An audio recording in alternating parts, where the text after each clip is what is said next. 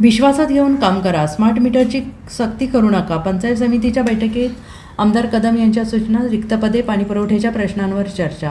प्रशासकीय कालावधी संपूर्णतः लोकप्रतिनिधींचा कालावधी सुरू झालेला आहे. त्यामुळे अधिकाऱ्यांनी जिल्हा परिषद आणि पंचायत समिती सदस्यांना विश्वासात घेऊन पारदर्शक पद्धतीनं काम करावे असे आवाहन आमदार डॉक्टर विश्वजित कदम यांनी केलं आहे.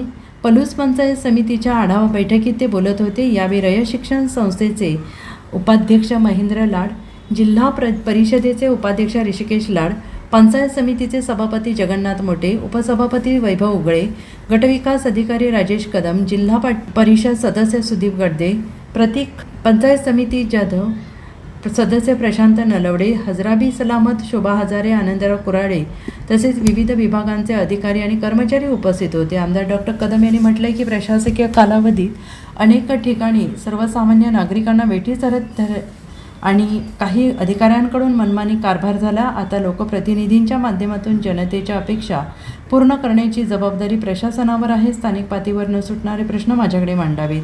वरिष्ठ स्तरावर पाठपुरावा करून ते मार्गी लावण्यासाठी प्रयत्न करेन अशी ग्वाही त्यांनी दिलेली आहे. सार्वजनिक जुनी स्वच्छतागृहे दुरुस्त करून वापरात आणल्यास शासनाचा खर्च वाचेल असंही त्यांनी म्हटलेलं आहे. Bureau report, SBN Marathi, Sangli.